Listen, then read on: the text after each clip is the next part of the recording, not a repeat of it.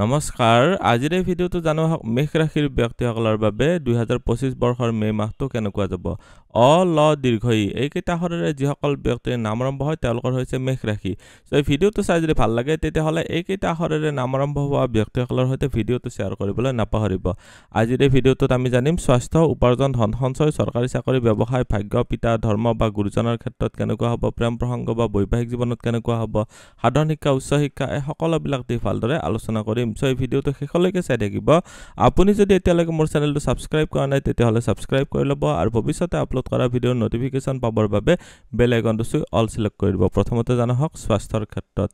আপোনালোকৰ মে মাহৰ 29 তাৰিখে ইয়াৰ পৰা কেতু গ্ৰহটো ইয়াতে গুচি যাব তেতিয়াৰ পৰা আপোনালোকৰ কিছুমান যে এলাৰ্জি জনিত কমপ্লেইন হৈ আছিল আপোনালোকৰ কিছুমান খাদ্যৰ প্ৰতি ফুড এলাৰ্জি হৈ আছিল এইবিলাক প্ৰবলেমৰ সমাধান হ'ব কিন্তু গেষ্ট্ৰিকৰ কমপ্লেইন অলপ বাঢ়িব মে মাহৰ 29 তাৰিখৰ পিছত তাৰ আগৰ সময়ছোৱাত আপোনালোকৰ অলপ স্বাস্থ্যজনিত ক্ষেত্ৰতে কৰিছো যে আপোনালোকৰ ব্লাড প্ৰেছাৰ জনিত প্ৰবলেম হ'ব পাৰে চকুৰ কমপ্লেইন অলপ আহিব পাৰে সো সাৱধান হ'ব লাগিব এলাৰ্জিক এক্টিভিটি এইবিলাক ক্ষেত্ৰত অলপ সাৱধান হ'ব লাগিব আপোনালোকৰ কাৰণে এটা খৰচৰ ঘৰৰ মালিক বৃহস্পতি গ্ৰহটো যেহেতু ৰোগৰ স্থানত দৃষ্টি দি আছে সো যিসকলৰ লিভাৰৰ কমপ্লেইন আছে বা ডায়াবেটিছ জনিত কমপ্লেইন আছে মধুমেহ বা চৰ্বিজনিত যিবিলাক প্ৰবলেম আছে তেওঁলোকৰ ক্ষেত্ৰত অলপ বেছি সাৱধান হ'ব লাগিব কঁকালৰ বিষ ভৰিৰ বিষ আঁঠুৰ বিষ জনিত প্ৰবলেমে এইখিনি সমস্যাত ডিস্টাৰ্ব দিব পাৰে সো ফিজিক্যাল এক্টিভিটি বা শাৰীৰিক ব্যায়াম চৰ্চা কৰি ৰাখিব পাৰিলে ভাল হ'ব উপাৰ্জন আৰু ধন সঞ্চয়ৰ ক্ষেত্ৰত চালে উপাৰ্জনৰ ঘৰৰ মালিক গৈছে আপোনালোকৰ মাৰ্চৰ 29 তাৰিখে ইয়াতে দ্বাদশ ঘৰত সো উপাৰ্জন কৰাৰ ক্ষেত্ৰত এক্সট্ৰা কিছুমান এফৰ্ট দিব লগিয়া হ'ব বা আপোনালোকে ঘৰৰ পৰা দূৰত যাই ভ্ৰমণ কৰিব লগা আৰু এইখিনি সমস্যাত সুযোগ সুবিধা পাব ইনকাম কৰোতে খৰচো দেখা গৈছে সো খৰচো কৰিব লগিয়াত পৰিব পাৰে ধনস্থানত বৃহস্পতিৰ স্থিতি বহুতেই ভাল বৃহস্পতি ইয়াতে মে মাহৰ 16 তাৰিখলৈকে আছে তাৰ পিছত বৃহস্পতি ইয়াৰ পৰা আঁতৰি যাব সো মে মাহৰ 16 তাৰিখলৈকে শেষ ভাগ পাইছে আহি বৰ্তমান সময়ছোৱাত আপোনালোকৰ কৰ্মপ্ৰাপ্তিৰ ক্ষেত্ৰত বিশেষকৈ টিচিং লাইন বেংকিং সেক্টৰ বা আপোনালোকৰ কম্পিউটাৰ ৰিলেটেড কাম জুডিচিয়েল সাৰ্ভিস এইবিলাক ক্ষেত্ৰত যদি আপোনালোকে চাকৰি পাব বিচাৰি আছে ভাল ইয়াৰ উপৰিও আপোনালোকৰ কৰ্মস্থানটো বাৰু ইয়াতে চাকৰি ব্যৱসায়টো একলগে কভাৰ কৰি দিছো আপোনালোকৰ মে মাহত লৈকে গোটেইটো মাহে যেহেতু মংগল গ্ৰহটোৰ দৃষ্টি যেহেতু আছে সো এইখিনি সময়ছোৱাত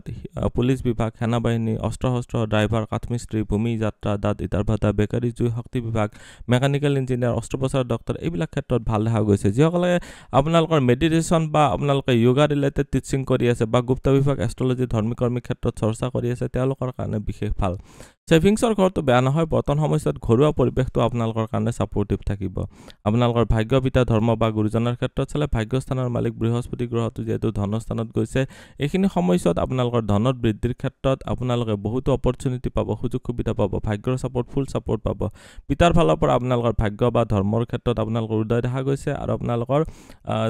ধনস্থানৰ ক্ষেত্ৰতো বৃদ্ধি দেখা গৈছে প্ৰেম প্ৰসংগ বা বৈবাহিক জীৱনৰ ক্ষেত্ৰত চালে লাভ ৰিলেশনশ্বিপৰ ঘৰৰ মালিক হৈছে আপোনালোকৰ কাৰণে ৰবি আৰু আপোনালোকৰ বিবাহিক বা বৈবাহিক জীৱনৰ স্থানৰ মালিক হৈছে ৰবি ইয়াতে ৰবিৰ আপোনালোকৰ লাভ ৰিলেশনশ্বিপৰ ঘৰৰ মালিক হৈ কিনে শুক্ৰ গ্ৰহটো এইটো যেহেতু তুলা ৰাশিত দৃষ্টি দি আছে আপোনালোকৰ বিবাহৰ স্থানৰ মালিক শুক্ৰ গ্ৰহটো হয় সো শুক্ৰ গ্ৰহটো গোটেইটো মাহ প্ৰায় ইয়াতে যেহেতু শেষলৈকে আছে সো বৰ্তমান সময়ছোৱাত আপোনালোকৰ এনে বাহিৰত ঘূৰা ফুৰাৰ ক্ষেত্ৰত ভাল দেখা গৈছে কিন্তু আপোনালোকৰ নিজৰ জীৱন সংগিনী অৰ্থাৎ পতি বা পত্নীৰ কাৰণে এক্সট্ৰা কিছুমান এফৰ্ট লগাব লাগিব এক্সট্ৰা কিছুমান খৰচত বৃদ্ধিও দেখা গৈছে এইখিনি সময়ছোৱাত আপোনালোকৰ অবিবাহিতসকলৰ কাৰণে কৈছো যে মে মাহৰ 15 তাৰিখলৈকে ৰবিৰ স্থিতিৰ কাৰণে বহুতেই ভাল ৰবি মে মাহৰ 15 তাৰিখৰ পিছত বুদ্ধিস্থানৰ অধিপতি হৈ যেহেতু ইয়াতে সমাব সো এইখিনি সময়ছোৱা আপোনালোকৰ কাৰণে ভাল দেখা গৈছে বুধ গ্ৰহটো আপোনালোকৰ 7 তাৰিখৰ পিছত আপোনালোকৰ ৰাহিত আহিব সেইখিনি সময়ছোৱাটো আপোনালোকৰ সাৰ্ভিসৰ ঘৰৰ মালিক হৈ কিনে যেহেতু ইয়াতে আহিব আপোনালোকৰ কৰ্মপ্ৰাপ্তিৰ ক্ষেত্ৰতো ভাল দেখা গৈছে যিসকল অবিবাহিত আছে তেওঁলোকৰ কাৰণে কৈছো